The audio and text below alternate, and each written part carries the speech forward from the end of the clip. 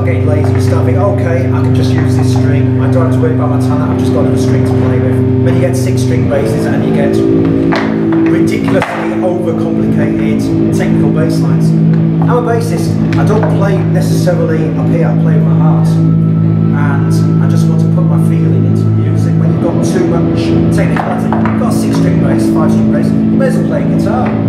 The bass, play it simple, make a load of noise, enjoy it. As a wiser man than I once said, the bass is the gentlest of all instruments, especially so at full volume.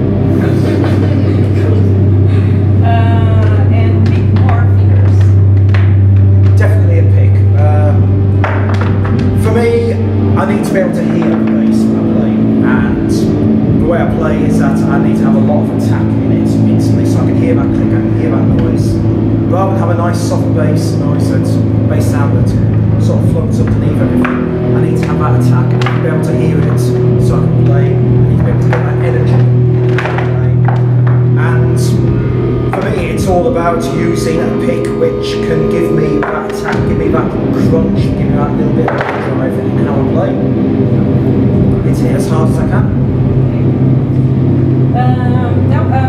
It has been a very long journey to Solstice from 1990s to here. So which would be the highest and the lowest moments of the band? Well, we weren't there for all of it. So I don't know if you can ask. I've oversat really, Something from Oh, you want the gossip from Rich? yeah, Rich. You want to know? He doesn't tell us any. Yeah. Well, Might not be a secret. I think a lot of people probably hear a lot of gossip on the internet about shit that goes down in Solstice and other bands, and I think most of it's bullshit. And I think that, you know, I don't think people realize really what happens in personal lives of people or the personal lives of bands, and why people come and go. You know. Yeah, just gossips. So I just think that I mean, how many bands have any of the original members in them except for one? Yeah, nowadays. There's hardly any. No, it's really hard to hold a band together. I don't know. I think a lot of people think the height of Solstice was whatever their favorite fucking album was. Maybe they want Rich to just shit out another New Dark Age or something, and I think that's just crap, to be honest. So which influences do you have besides metal? Is there? I'm into folk music.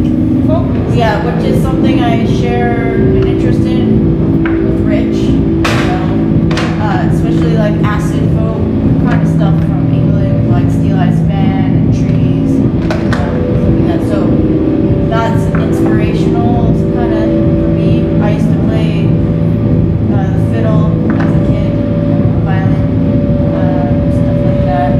But I like all kinds of music, really.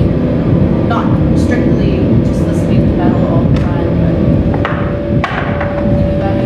As for me, my theory is if it's not metal, it should be. And if there's something I like, I can find the metal within it. The attitude, the drive, the passion. the darkness. The darkness. Yeah. But for me, growing up, I used to listen to a lot of movie soundtrack albums, and obviously I was drawn to works of the likes of Basil Poledouris, who did the Conan and the Flesh and Blood soundtracks, and I often find myself inadvertently strumming some of those whenever I play. So I think it's a case of whatever I listen to will eventually find its way through my fingers into a bass, but I try to keep it under some level of control. So Good. And now, so I have a situation for you, yeah? So okay. You are dead guys and got in trouble and had life imprisonment as a sentence.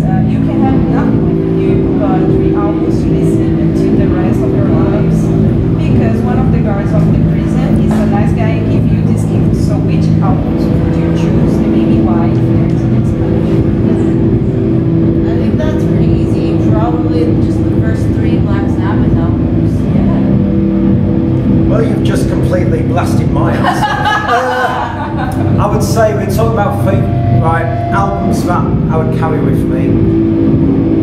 obvious choice would be Slough-Fegg's Traveller album, because that album is just, for me, one of the best concept albums ever. I can listen to it from start to finish over and over again, and it just invigorates me, it energizes me.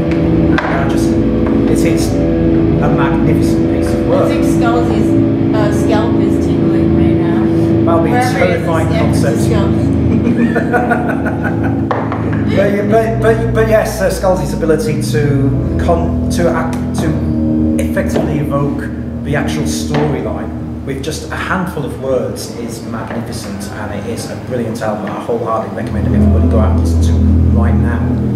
Actually, that might have been one of the, speaking of heights of Solstice, because Rich talks about that tour with Slough-Fegg constantly. I think he really loves Michael Scalzi and talks about touring with Slough-Fegg all the time. Like, that was definitely the highlight of his career, even though it was a drunken shit show, as he would say. Okay. Other albums, right? The second album I'd pick would be Prince of the Poverty Line by Skyclad. A band which had their ups and downs, but reached their absolute height with that album. It was an album about obviously poverty, about being homeless, all aspects of life which resonated with me deeply. And the album also had a literacy, had a ability to communicate effectively about the sheer rigmarole, the sheer drudge of modern life. I mean, this was modern life in the 90s, and listening back to it now, 20 years later, it's still just as potent, it's still just as relevant as ever. Sounds a bit Orwellian. Not so much Orwellian, you should listen to it sometime, it's a good album.